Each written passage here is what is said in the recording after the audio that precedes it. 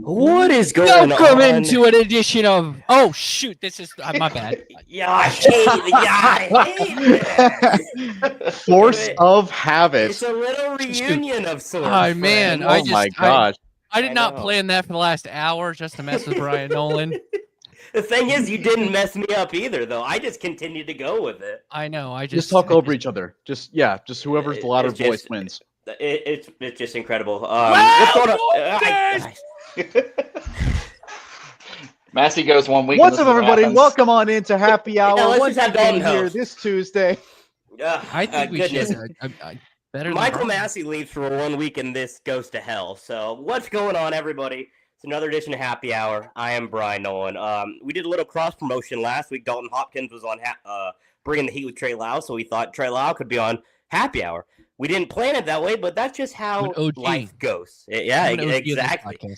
Exactly. And Trey, you're going to speak on this in a little bit, but bringing the heat's going to be extra big coming up tomorrow, or coming up Thursday, I should say. So stay tuned for a little tease there coming up later in the show. But our song, Mr. Puke Combs himself, BFF Michael Massey. got arrested. The thing is, you put that out into the universe, he honestly might get arrested. On the streets of the Nashville, Nashville Boulevard. Yep, they got him. He threw a chair off a Loitering. roof. He said, "I saw what Morgan Wallen did a couple years ago. I'm going to copy him," and just threw it. Yeah. No, he Exactly. ripped off one too many songs, and the copyright got to him. All right, Apparently, put in the chat what Puke Combs got arrested for. I absolutely love it. With that being said, we got a couple guests for you guys this week. Our producer, we call him God, but you can see his face this weekend. Trenton Worsham is Trey. I will never call him that. Trenton Worsham joins the program here, and then our quote-unquote guest, host of Bringing the Heat with Trey Lyle, Mr. Trey Lyle himself. Trey, looks like you got a haircut, buddy. Your beard is all trimmed up. You're looking snazzy. I did, and yeah, look, there you go. Boom, boom. If you 3 out of listen to 4. the watch Somebody. party, you found out that I did lose my Frontstretch hat, but after a little bit of organizing in the Lyle household, and I do stress little with my new roommate, I found it. Well, 3 out of the 4 are wearing their appropriate hats. Mr. Dalton Hopkins, you'll be reprimanded to the dungeon in just a little bit, but that is all right. Mike Neff's the only So one be that it. cares, so you're okay. Yeah, honestly, fair enough. But let's just dive on in. Recapping the week in Sonoma once again. SVG, everyone's favorite Kiwi, goes to victory lane, 3rd win of the season. I think it was Trey, or no, Dalton. Was it you that wanted to talk about SVG being the best road I course? want to talk about everything, Brian. Oh, okay, Whatever honey. You know your what? little Brian, do you part know is. how this Go for it. podcast works? Trey, no. I'm the I guest. barely can get up in the morning, We let alone try practice and do a podcast. Chaos on a daily basis. I am the Okay. guest. You should treat me right. True. I am first. He is the guest. Like, Trey, with all due respect, did you treat me as a guest when yes, I was... you would go first. You would go first. We did Don't do that. even. We did do that. Okay, Trey. You know what? Whatever is on your mind. What I've would you been like very talk nice about, to you honey? lately. If you want to listen to the end of Bringing the Heat last week, I talked to That is I gave true. Brian a You lot were of compliments. nice. I did listen to that. Great interview with Zane Smith. You can This find is that on turning Apple into Pod. this is turning into a therapy session real quick. Oh, God, trust me. But That's before what it is everybody, every week. That's literally all what it is. I'm just here so I don't get fined. All right. Okay, Marshawn. Michael Finley says Trey leaving happy hour going about as well as me leaving NASCAR. Michael Finley, you can say it all you want, saying you're going to leave NASCAR. You'll never, ever will. But you know what? We still tolerate you. Not love, but tolerate you. Trey Lyle, what is on your mind? What did you want to talk about, honey? Oh, so, honey. Oh, thanks, sweetie. Marriage counseling. I told you it's marriage counseling. So, I figured I would go with the topic at this title or the headline here. Is Sonoma the weakest road course in the NASCAR? In NASCAR, we had a pretty bit much a snoozer of a race on Sunday, outside of a little wildness late in the race. But I know at the end of the live stream, all of us at one point ranked our like road courses, and we either had Sonoma last or second to last. And so just going to open it to the floor. Dalton, you go first on this one. Is Sonoma the weakest road course in NASCAR? Yes. All right, next topic. So, yeah, I want to bring up the... It's the prettiest. It is the prettiest, though. No. It could be the prettiest. Could be if it goes to Road America, then we have an argument. Well, no, so I think I genuinely think if they go to San Diego, then we have a real argument. Well, I'm talking more about the dates, like the dates that we go to Sonoma. I feel like if we went, I'm saying if Sonoma went into March and NASCAR also went to Road America, it'd be a fun debate on which is prettier. Oh, it would. Road America is fantastic. I mean, I've Both never of these been there, losers though, so We don't need another road course though. Let's be real. We got That's too many already. And that might be an even bigger part of this. I will say, I think as of right now, the prettiest road course, and all right, some people are going to disagree with me on this one, but I think the prettiest road course. I was going to say Chicago. Okay. I think Chicago that works. Cool. That works. I don't know if the prettiest is the word, but like the most visually appealing is probably the more accurate description of it. But yeah, of course. Yeah. Racing in the city. Well, seeing the streetlights hang over the track is like so cool, and then seeing like the skyscrapers in the background. But I digress. Sonoma, like for some reason, I think I can probably think of like memorable moments of Sonoma in like the last like maybe about 3 fingers, and that being maybe Tony Stewart, maybe 1 finger, Tony Stewart winning in 2016 by passing Denny Hamlin on the last lap, and then maybe Ricky Rudd, Davey Allison, I think it was way back. I don't even remember what year that was. I can't remember, but I can think of that maybe, but like it's being, I can't really think of anything else in all honesty. Sonoma has not really produced crazy exciting moments in the past. I think it's always been kind of relied on its fuel mileage. Maybe Montoya's first one is another one on that list, but it's always relied on like its fuel mileage drama. And it did it really well until stage racing came around. And ever since then, it hasn't really provided a fantastic amount of drama. Not chaos, but drama. And I think this race got kind of close, but the only problem was that SVG is just so darn good. And we'll get to him in a minute, I'm sure. But SVG's just, everyone knew he was going to win that race no matter what. So I like Sonoma. I do think it belongs on the schedule. However, I think there is a case to say maybe we could move it around a little bit on the schedule to at least make the race more visually appealing. Guys, what do you think? Well, so the biggest issue right now is a lot of people also hate the Roval. So I mean, I don't know. If you count that as a road course, is that the weakest one because people hate it now, or is it Charlotte Mile and a Half just that good? Is Charlotte Mile and a Half just that good that it overshadows the Roval? Is the Roval on its own a good track? I don't know. So I could think it comes up between those 2 tracks. See, here's the problem I have with that is that the Roval has plenty of memorable moments, and hasn't been around for very long. It's only been around for what? Let me count, 7 years. Very true. Yeah. Yeah. So I mean, that's the first more because of chaos, but still memorable, right? So I mean, so we're sitting in a debate. Like I think we talked about technical side. It's more technical, and I'm the expert on this. I think it's more technical than like Watkins Glen, for example, because the Glen is just a lot of high speed corners, and I think that's why the quote unquote weakest one for SVG so far has been Watkins Glen, because his skill is braking. Like his best skill is his ability to brake just better than everyone else, and that's where he makes time. Whereas at the Glen, you don't really do it much outside of the S's. So maybe turn 1. So I think ultimately it is the weakest in terms of, I think it typically puts on the worst product, and it's typically in a time of the year where most fans want it. Like I think it's a good experience. Like most people have said, it's a good experience to go.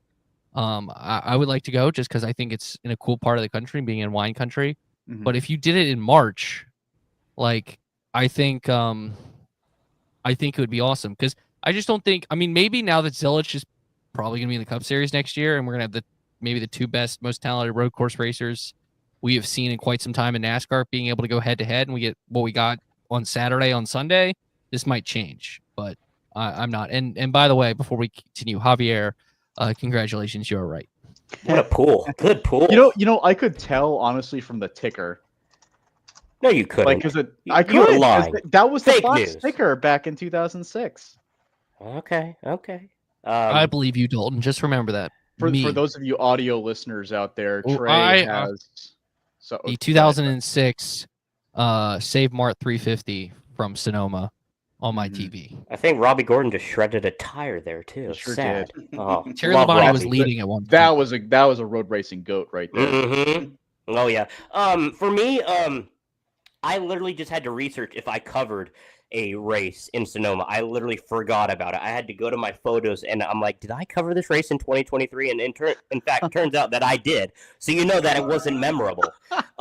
So that's how you know that it's been rough. I've covered races 3 times in wine country, and all 3 times the views are immaculate and the racing is not good. And I don't know whether it's just this car. The 2 years that I covered it, they ran the carousel, they ran the long course, and that did absolutely nothing. In fact, it may have made the racing even worse.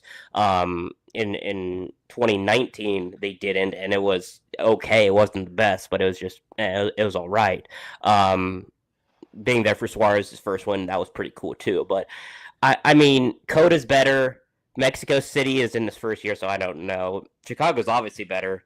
Watkins Glen's better. Honestly, I think the only thing that I think I would put above is the Roval. No disrespect to the Roval, but I mean, yeah, it is. And I think Michael McDowell on DBC said it straightforward, and I'm paraphrasing here. He said, there's a lot of good road courses in the country. The Roval is not one of them. And there's a great oval there in Charlotte that they could be running. So there's a great road course, like what, 2-3 hours from Charlotte in Danville, Virginia.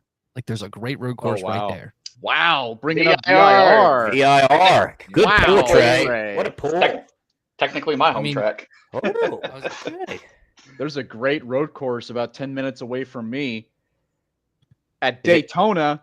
The Daytona Road Course. Daytona Road Course, which produces fantastic racing, one of the best races of the whole year. They could ditch the oval and do what I want to do. My fantasy is do a Charlotte Street race around the Panther Stadium and call it the Queen City Grand Prix. That's what I want them to do. Queen City Grand Prix. I mean, that's hot. That is hot. I feel like NASCAR wasting money in the city. They use feels like a waste of money for NASCAR. You're saying we're gonna spend millions of dollars to try to expand our fan base by going to the one place we know we have a guaranteed fan base. Yeah.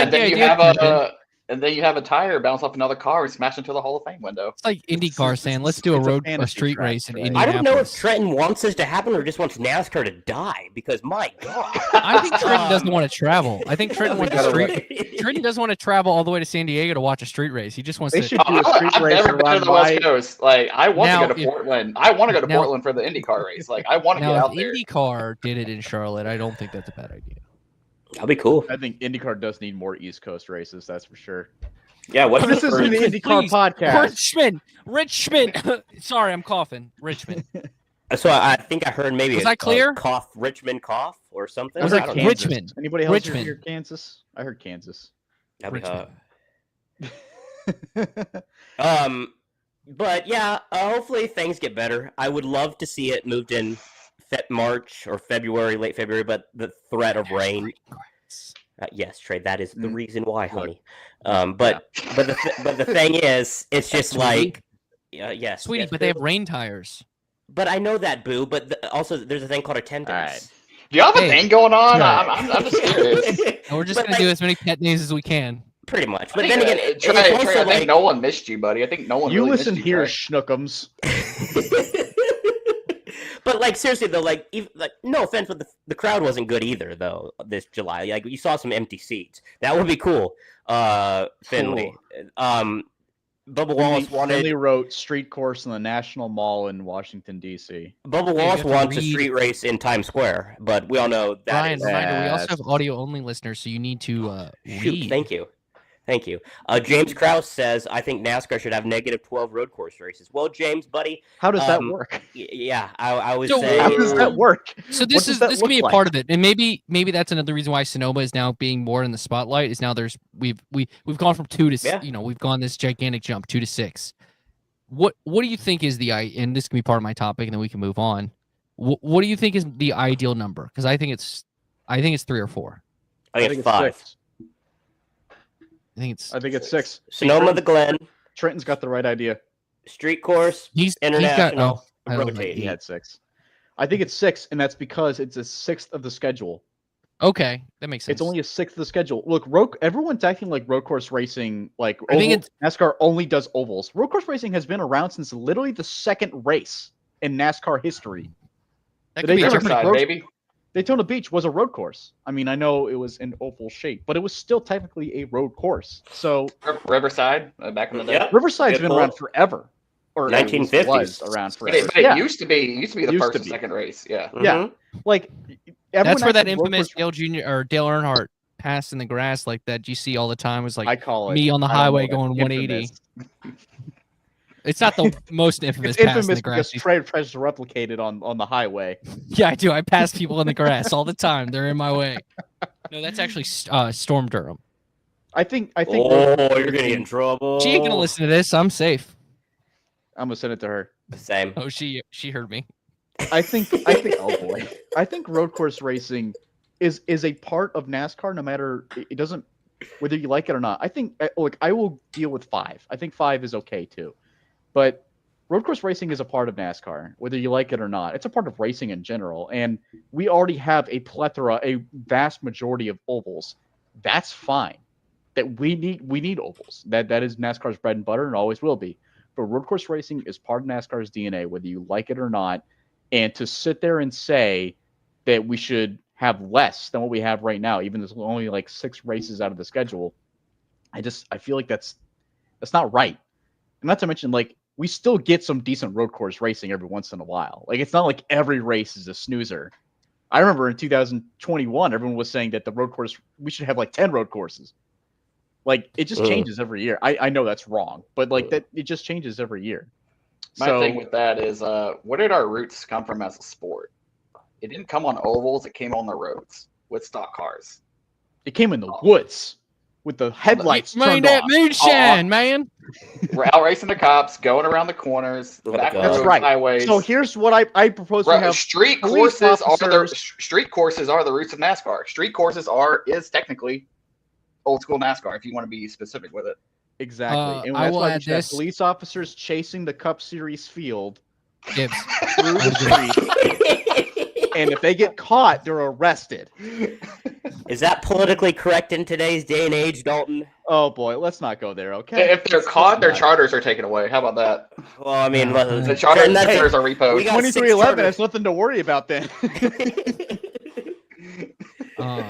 There's so many jokes I can make right now. I'm just not saving them. Trey, as an HR Remember, we're manager, live. We're live, Trey. We're live. Remember that. Plus, as your Say that HR we manager, did please not. don't say anything. James Krause says, That's scary. I know. Can we explore for a second? That's scary for us. You are an HR manager. I know. I know. Wait, what? I mean, Is he? yes, He's I am. technically our HR manager. If y'all have an issue with us, that's the guy right there, at the Bryan Nolen. That's the guy. I mean, I have to go, but the only person I always have an issue with is Bryan Nolen. And I can't even go to anyone because he's HR. Bryan Nolen has committed more offenses against HR than any of us in our private text messages. Yeah. He is the worst offender out of all of us. I'm thankful that Yeah, there's all a those- loving God that can forgive me of my many. If Bryan many somehow sins. got his phone, I like, do not. leaked- I do not forgive you. if Bryan Nolen got his phone leaked, like just his text messages just went out. Stop we'd there. never see We're that man going, again. we're going down a path. Well, guys, gotta go. Bad. Bye. See ya. Hey, next Anyway. topic, huh? We can move on, host. But speaking of something that will not get you in trouble, My Place Hotels, because they are our proud presenting sponsor of Frontstretch.com. And you know what, guys? I got some very, very exciting news. Frontstretch.com and My Place, well, they are getting in on the action at Indianapolis Motor Speedway, and so can you. They're offering 2 free tickets to the Brickyard 400 at the end of the month and a 2-night stay at a My Place hotel. Entering the contest is easy. All you got to do is call 1-855-200-5685. Sign up for My Place's free stay reward loyalty program and say Frontstretch sent you. Once again, 1-855-200-5685. Sign up for My Place's free stay reward loyalty program and say Frontstretch sent you. Make My Place Hotels your place to stay for a free Brickyard 400 experience. Once again, that is 1-855-200-5685 and say Frontstretch sent you. Did I get it? Call them right now. Right and book now. Your stay Right now. I think there's a rule in there that if you're a Frontstretch employee, you can't win. This is for Indianapolis, right? Well, it's for the I'm also Brickyard 400. Okay, look, I will say it's the same one that we stayed in. Yes, right? it is. Yes, it is. That was a great one. It was so close to the track too. It was so convenient. Like 15 minutes away. It was so close. Yeah, honestly, it was fantastic. It was great for us. Do it. Why are you not doing it right now? Right now. Right now. 1-855-200-5685. You can go to the Brickyard 400. That'd be incredible. It's right there. It's right there in the chat. It's right there. Exactly. In the chat. Right there. Right there. It's right underneath my face. Oh my. Okay. Trenton, what did you want to talk about on the program? Well, there was a lot that happened this weekend. And before we can get to some of this is kind of spicy, I guess. We can talk about Ryan Blaney, man. Like, is he not just? I understand if you're a grassroots racer, which we all cover, some car store stuff on our own, here and there. We go to help out Chase Folsom with that stuff.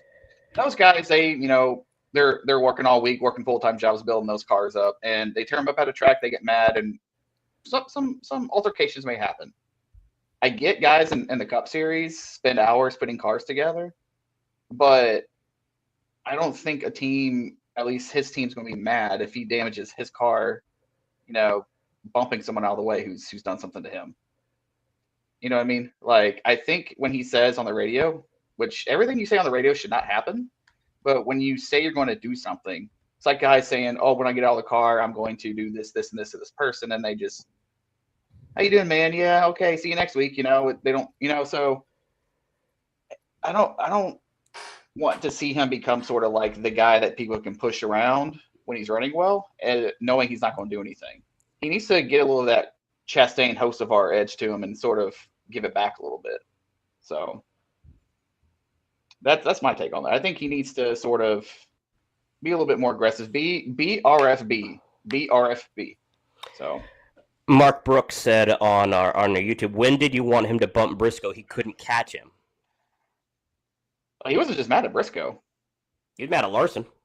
Yeah, he's mad at Larson, Briscoe. The thing is, Trent, I think this is... He's also mad at Buescher. That's the one that really... This goes to a generic overview of putting their money where their mouth is. I mean, Daniel Suarez exactly said this for Ross Chastain. Says he better hope I don't get to him after he got spun out by Chastain. Not dive bombing, but he went in a little hard at the end 11.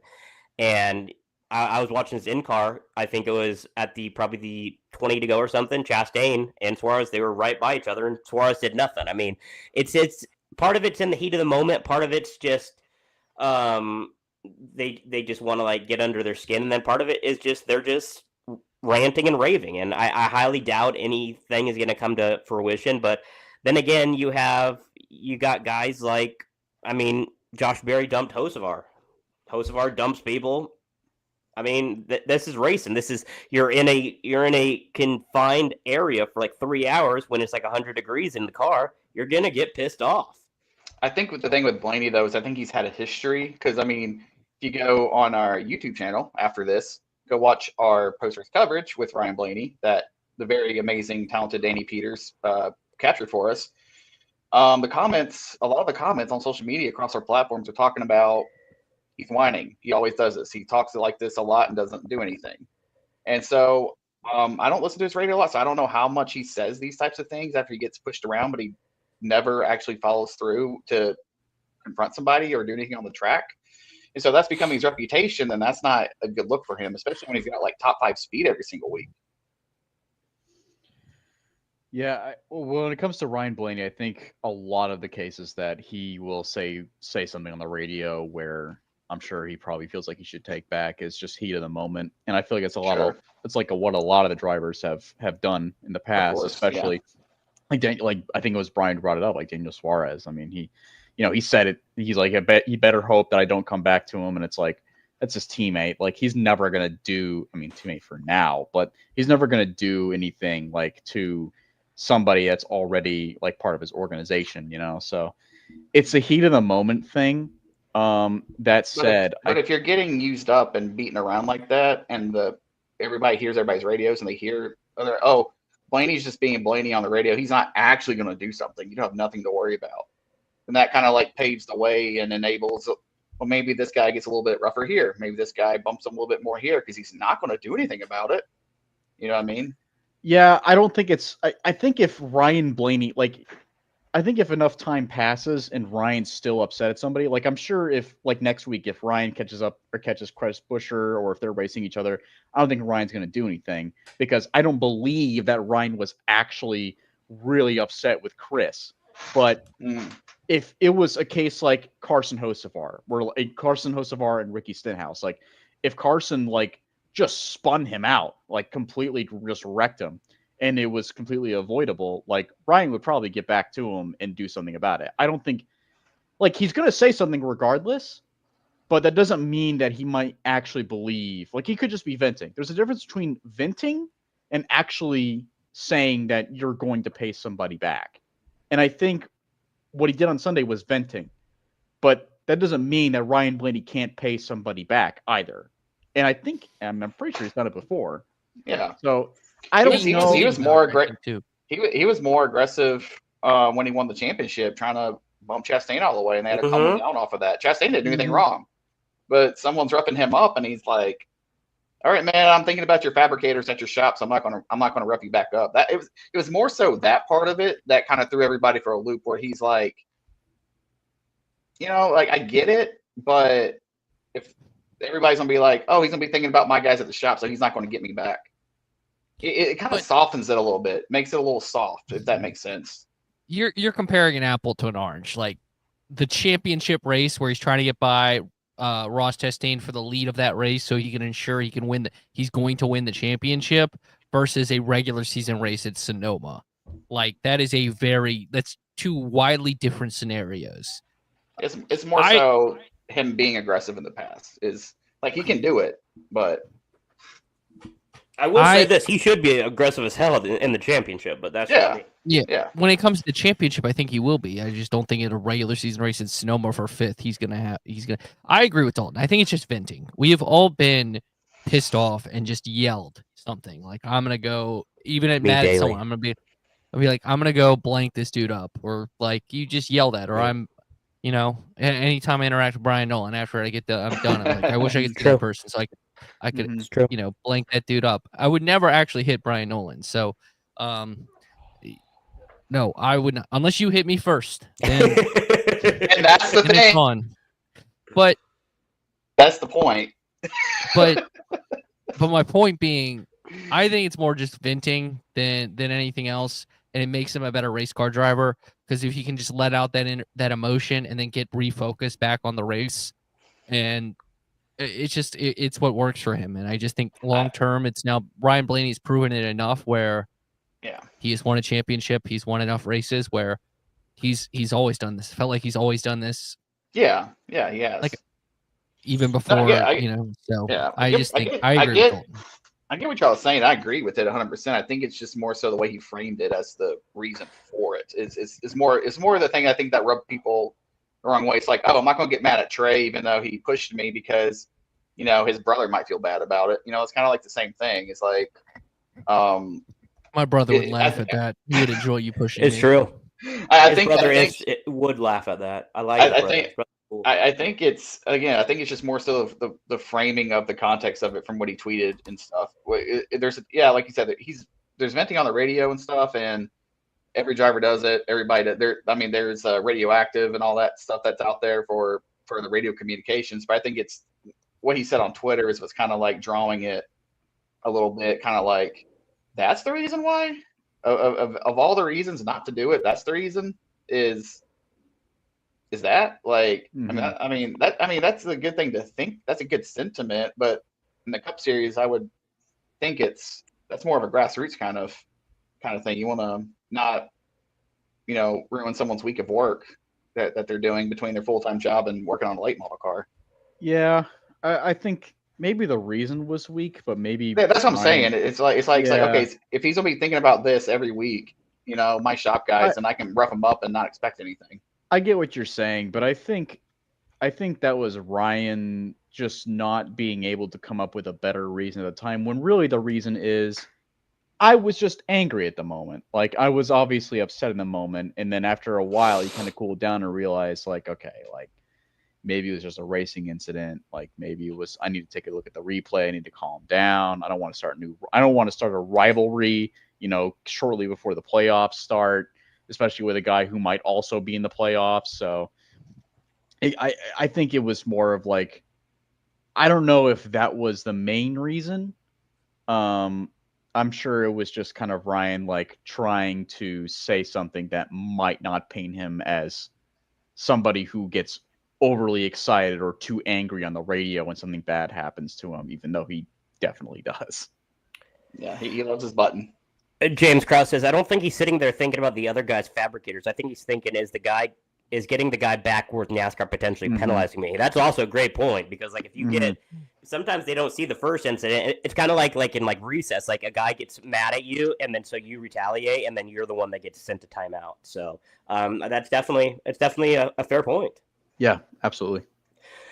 Moving on, our third topic is presented by Frontstretch.com. Folks, unfortunately, with the use of AI and with unfortunate just circumstances in life, journalism is not free, and so we need your help. We ask you guys to donate to Frontstretch.com. This gets us to the track each and every single week to get you all the latest content for our YouTube, for our for articles, for social media, and for so much more. Just go to frontstretch.com/donate. Once again, frontstretch.com/donate. You can do a monthly donation. You can do a one-time donation. All of the money goes and helps all of our journalists, from Mr. Dalton Hopkins for Trenton, who's going to the races this upcoming weekend in Dover, for me that is going to the upcoming race in Laguna Seca for IndyCar next week. It helps all of us. So once again, frontstretch.com/donate. Mr. Dalton Hopkins, what is on your mind for the third topic of the evening? Wow. Really putting me on the spot there, Brian. I know, buddy. I know. Yeah. You know what? Yeah, I'm going to bring it up. I'm sorry, Trey. I think I'm going to take the one, or no, I'm sorry, Brian. You're going to have to deal with the Ty Gibbs. That's fine. We good. One. We good. All right. I got to talk about SVG. Because the SVG is the question, I believe, is he the best road course racer ever? And I wrote a column, thinking out loud, on Sunday night, which was called "Stop Complaining, You're Witnessing NASCAR History." It's got quite a few comments, so none of which I am going to read, because I am sure there are people that are angry at me, and that's okay, because look, you were kidding, Dalton. My gosh. Yeah, no, it's a lot. The guy who wrote this looks like a buffoon. That's so mean. Yeah. I'm really glad that Trey traded the word buffoon, traded a certain word with another with buffoon. So thank you, Trey. Thank you. One guy did thank you for serving our country. Oh, that's nice. That's nice. Oh, one guy, only one person. Thank you for serving our country. The rest of them are insults, but I digress. Look, so on the topic of SVG, like the question is he the best road course racer ever? In short, no, not yet. but he's very, very, very close. I can't think of another driver that has come into this sport and done road course racing and just absolutely not just like win, not just like run well. Like I think AJ Allmendinger ran well, but not just run well, but like slaughter the rest of the field. I mean, he and Connor Zilich had the fastest lap 45 times over the rest of the, had the 45 fastest laps over the rest of the field on Saturday during the Xfinity race. That's insane. That's crazy. Like just anytime either he or Zilich, and specifically SVG, like anytime he gets the lead, he's just going to pull away. And when he's not pulling away, he's saving his stuff. He's saving his tires, and you know he's doing it. It's almost like he's toying with you. So this is a level of dominance I don't think I have seen out of anybody ever in any other like type of track, honestly. I mean, can you think of one? I can't think of one. Like, I think he is on the right track. I need to see more. Let's wait till the end of this year. Let's wait till the end of next year. But if I see more out of him, if I see the level of dominance like this continue for the end of this year and into next year, I think it's very hard to argue against. Trey, what do you think? Oh. So, sorry, Trenton. It's funny you bring that up.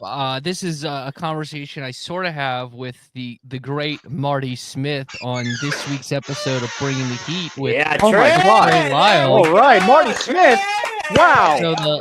So you see that plug right there? See, that's Beautiful. called a professional. Right there. That's hot. But That's hot. yeah, so I had that conversation with him, and he brought up some great points. I'm not going to reveal his answer. You have to listen to the podcast for that, or check it out right here on the YouTube channel on Thursday.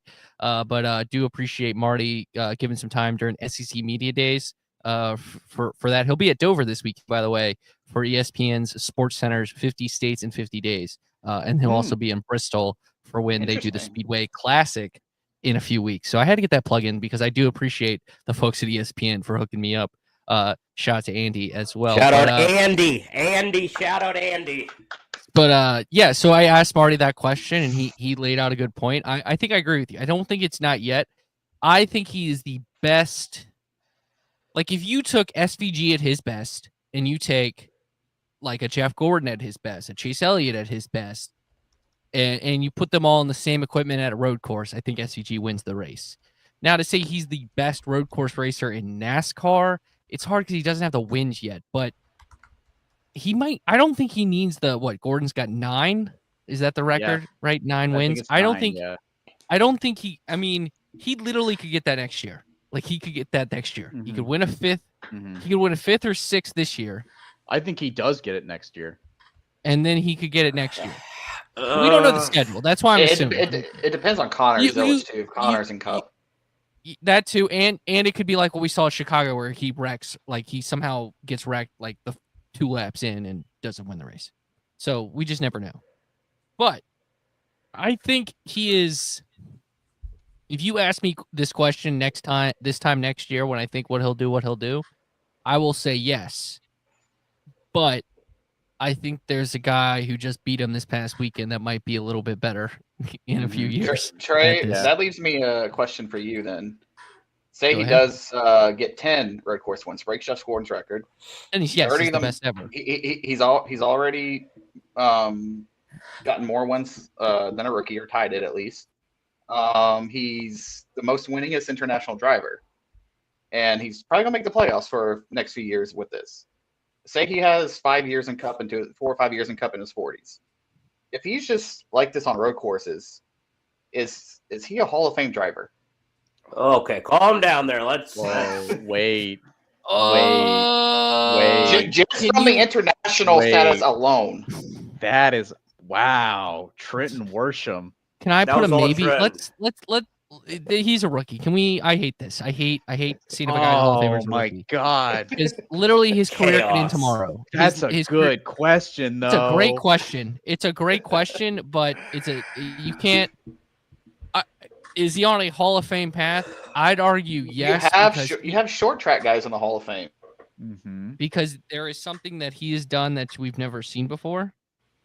in NASCAR. Michael Finley with a great comment. He already has an exhibit in the Hall of Fame for the Chicago win.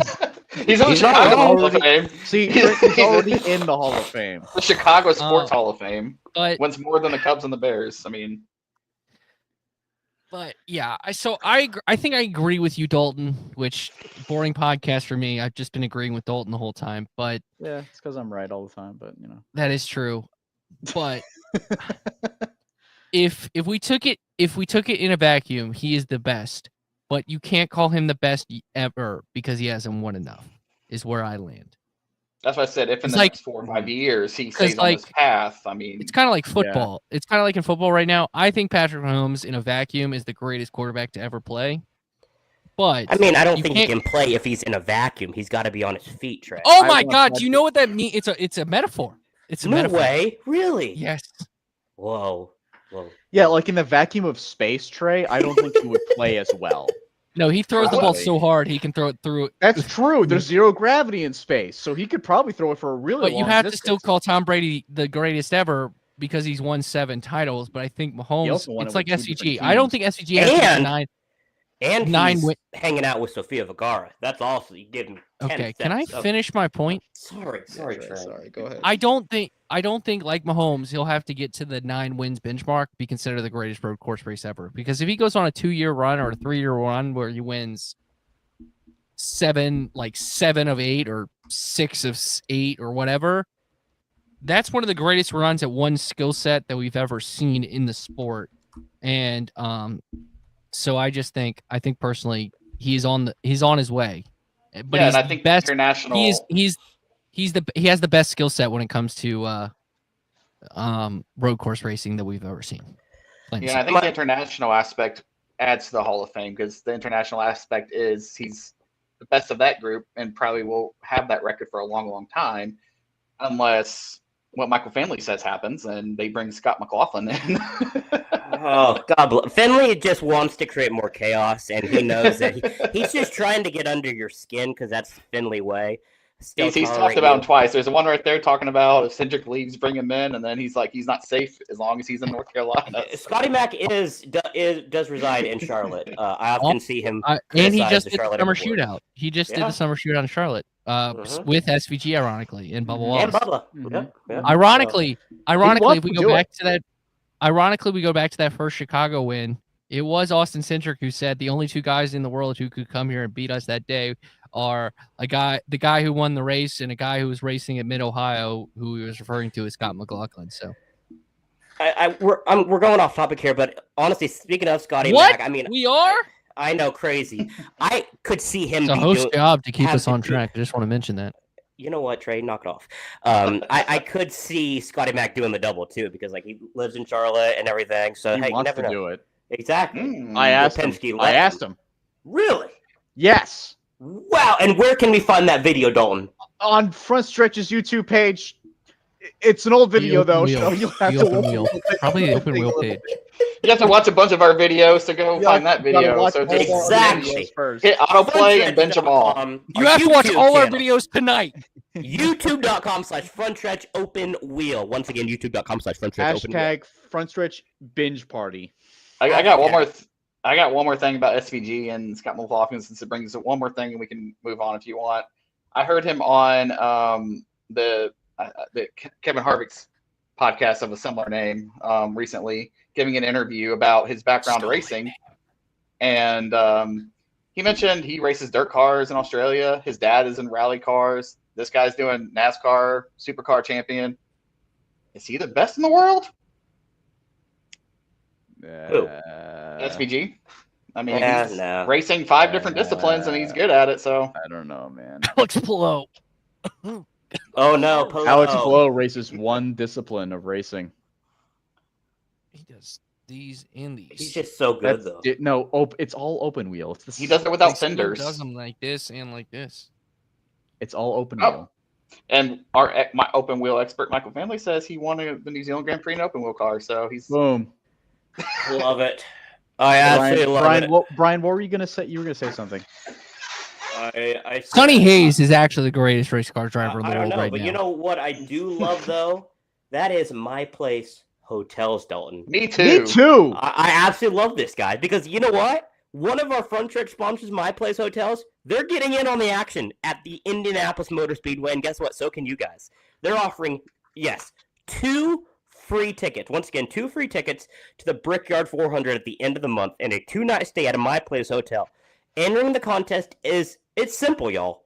If I can do it, you can do it. Trust me. All you gotta do is call 1-855-200-5685.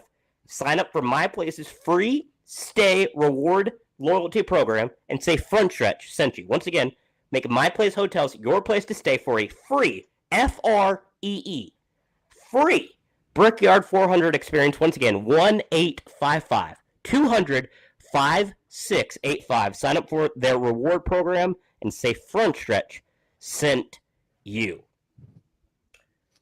Yes, Trey. James Krause with the right point. His one discipline is winning for Alex Blow. Right there. By the way, oh, go ahead, Trey. Side point. You know how we complain about NASCAR's unwillingness to throw a red because we talked about possibly throwing a red this weekend for the tire it was the Blaney, or was it the Stenhouse crash? No, it wasn't. No, it was Stenhouse this weekend. Stenhouse crash. By the way, wreck with 6 laps to go at Sonoma. NASCAR called a red flag. Just want to point out they used to do it this way. Oh, how about that? All right, Brian. If we're gonna move on, I do want to say that SVG has already gotten 3 wins in his rookie season. He's already tied Jimmy Johnson and Tony Stewart for the most wins in a rookie season. So if that isn't Hall of Fame level, I don't know what is. And if that doesn't remind me of Steven's stat of the day, I really don't know what that does. Does Steven have a stat of the day? I'm pretty sure Steven always has stats of the day. Steven is a walking Steven stat. Stubb has all of the stats that you need to know ahead of this week's upcoming race. Here's Steven's sizzling stats. See, that's the similarity that Trey and I have, called chemistry right there. Thank you, Trey. Trenton, we'll work on it, brother. We will work on it. But you know what else we're going to be working on, or should I say maybe Ty Gibbs and Brad Keselowski, they're going to be working on? That is pit road, because there was a little incident in pit road in which Ty Gibbs drove in Brad Keselowski's stall, trying to get to his own stall, almost hit the number 6 pit crew tire changer. After both stops were completed, they got into a little scruffle, and after the... I really can't talk, even though that's supposed to be my job here. Thank you, Trey. But with that being said, I wanted to get your take. Was it a fair move? Was it a foul move? Obviously, NASCAR reviewed it, said there would be no penalties. NASCAR's penalty report did come out this afternoon. There's no penalties for the fight. So was this a fair move by Ty Gibbs? Was it he was just getting to as close as he can to that line that you don't cross? Was Brad being a little soft, or was this just the nature of the beast? Yeah, you can check out our live reaction, by the way, on our watch party, because Trey and I were in that watch party, and we both reacted to it in live. Dude, whatever. When no, Trey, Bryan, and I, we all reacted to the watch party. We reacted to it live, and I don't think it was any harm, any foul. Honestly, I don't think Ty meant to do it. He slid in and he kind of clipped the tire a little bit. I don't think he was doing anything. I don't think there was any kind of like foul that he meant to do. And then if you check out his post-race interview, because I think TNT actually caught up with him, check his post-race interview. He was like, yeah, I mean, the rules are this. Like, I was totally within my boundaries. They were not. So if anything, they're in the wrong. Like, I entered the pit stall exactly the way I'm supposed to. So, and I thought that was actually a very smart. He almost like cited the rule book. Like, it was very robotic. It was kind of weird, but he cited it. Like, he said it exactly as if he memorized the rules. So, which was very impressive, I thought. But I don't think Ty was really in the wrong there. I really can't get upset at somebody who beat Trey's driver Zane Smith in the in-season tournament. So I thought that wow, no reaction. Wow, deadpan reaction by everybody. I've accepted that already. Okay, I'm not trying to. I think Trey was in like the denial, and now he's just in the sad phase. I forgot to text Ed. I forgot to text Ed to trash talk Trey. I'm not doing the fast lane until tomorrow or Wednesday, so it's been great. Oh, okay, great. Yeah, okay. I'll go ahead. Wednesday morning, Dalton. Send the text. Yeah, I'll do it tonight. But anyway, yeah. No, I don't think he really did anything that was too in the wrong there. I think it was just hot tempers once again, and the crew was just understandably upset. But I don't think he meant anything bad by it. Wyatt Watson of Frontstretch.com says Ty Gibbs in robotic. LMAOOO. Shout out you, Wyatt. Good coverage on the. Yeah, you could say I was doing my Ty Gibbs impersonation. That's true. Do.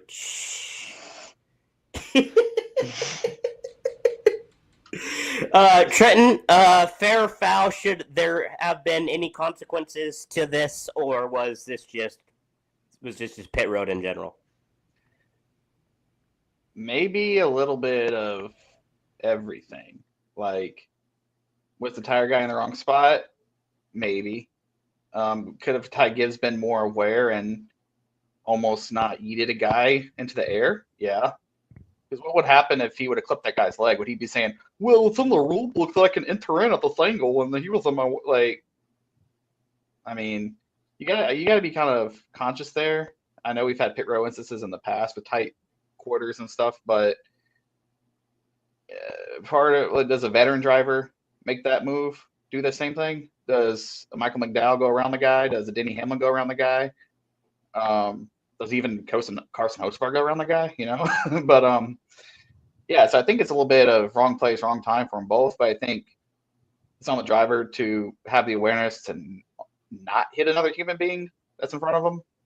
Because if he would have hit him, the guy would have lost a leg or something. I mean, that would have been. You can't cite the rule book on that one. Yeah, ultimately, it's just a case of you want. Every driver and every team wants the most seconds out of everything. Ty Gibbs wants the fastest pit stop possible, so he's going to enter pit lane as late as possible, and they were close to each other. I mean, I think so. I just think at this point, if NASCAR says it's nothing, I get the crew member being pissed and everything, and ultimately, I side with this is just a racing deal over anything else, and we move on from it. I think if it was someone other than Ty Gibbs, this is not a big deal. And I think it's a reputation kind of thing where we've seen him kind of road rage on pit road before. And if this was Kyle Larson, for example, I don't think this is an issue, just an incident on pit road. And what if it's Joey Logano? I think it's racing. I think it was maybe if it's Joey Logano, fans are upset, but I mean, let's say it's Michael McDowell, like Trenton said. If it's Michael McDowell, like I don't think it's as big of a deal as it is because it's because people don't like Ty Gibbs, whether it's because he's a silver spoon, he's cocky and arrogant, he doesn't win, he's just an ass. If they were literally like about what if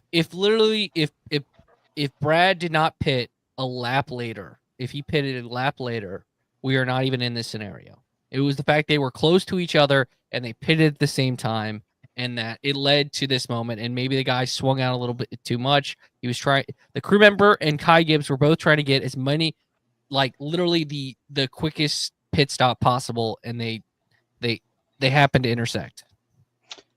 Yeah, I don't think there's. Don't share this with Ed Lane, by the way.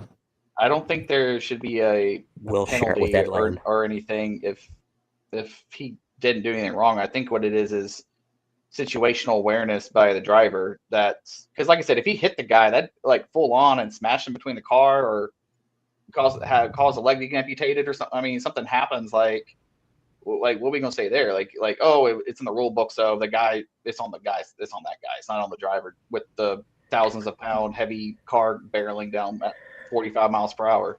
I love how Trenton goes from like 0 to 1,000 just like that. Like, let's have a street course in Charlotte, and then I went 0 to 45 miles per hour. And then in this one, it goes from the guy getting hit to his leg amputated. Like, I love how we just go. Bryan, if a stock car smashes your leg between its fender and another car, you could probably, off all that sheet metal, have your leg needing that to happen. That's an extreme scenario. Best case, broken leg. Like, but it's a car coming at like 40. It's like on TV, the cars they're coming down so slow. Those cars are driving the speed limit on your highway outside your house, like 45 miles per hour or so. So you go out there and jump in front of a headlight of a car going 45 miles per hour and see what happens to your body. You know what I mean? So if that would have happened to that crew member, regardless of what the rule book says, it's going to be on the driver's awareness. And so I think while nothing wrong that happened, I think it's a situational awareness on Ty Gibbs that he could have avoided that maybe. Wyatt Watson, Frontstretch.com says it's a clear penalty in IndyCar. See Kiffin Simpson at Mid-Ohio. I don't think it's a penalty now, but that should be looked at for a real book changed. I agree there. James Krause says, I'd love to say I can't believe NASCAR would just wipe their hands of an incident where safety is a big concern, but so here's my question to that. If it's a rule book change, not saying this is what the driver did, the tire changer did, because I don't think anyone would do that, but that's a rule book change. Who's to say it's not like in other sports where you intentionally put yourself in harm's way to get a penalty, to where a pit crew guy might swing out to purposely slow down the guy pitting around him down so they can get faster and hold that guy up. I mean, that's where you get into the gray areas of, if it becomes a penalty, you're going to have pit crew guys potentially going a little too far just to cause the guy to check up. It's almost like when Kenny Pickett did the fake slide and then kept going. You know what I mean? And they banned that in college football. You can't fake a slide anymore and keep going. So you get into those situations of safety, but then it's like everybody's gonna try to find something to their advantage in the sport to get them a tenth of a second. And who's to say these pit crew guys won't just lay it all out there to take one for the team, maybe to get their guy. Nope. Oh, Trent, did we lose you? Is he dead? Oh no, he's dead. He's muted. Oh, There we go. Say words, Trenton. Hang on a second. Oh, I can hear you. I think we got him now. We got him. Well, there he goes probably again. need to. Last but not least, Michael Finley says, honestly, look at the long term. Do you want this guy to be running JGR relatively soon, considering coach is 84 years old? Finley, I think, is going to be Dave Alpern replacing Joe Gibbs when it's all said and done. I think Ty Gibbs is going to be I think Ty Gibbs is going to be running in the Cup Series long after. He eventually is going to be running JGR. Yeah, I think it'll go to Dave, and then it'll go to quite a few years from now, though. Yeah. It's like Mike Dillon is going to replace RCR, and then it'll be Austin. So, with that being said, any final thoughts before we wrap up this program at Dalton? Let's promote all of our work that we do on this fantastic website that we call Front. Well, yeah. You know what I mean. That we promote. You are not going to a race this weekend. Are you writing Thinking Out Loud post Dover? I sure am. I am going to be writing a Thinking Out Loud this weekend on Sunday night. I'll be writing the next few Thinking Out Louds, but I also have an article that's coming out tonight. Actually, hopefully within like the next hour or two, on Jeff Hammond. So did an interview with him a little while ago. That was featured on our podcast networks, but you can check out the in-depth interview on specifically on Bringing the Heat.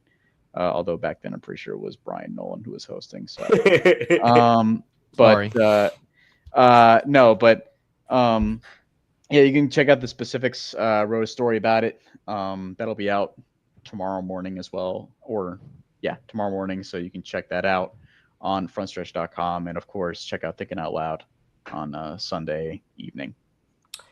Mr. Trey Lyle, you have a very, very, very, very special guest coming up on Bringing the Heat. Let's dive on into our listeners to explain who that very, very, very, very special guest is.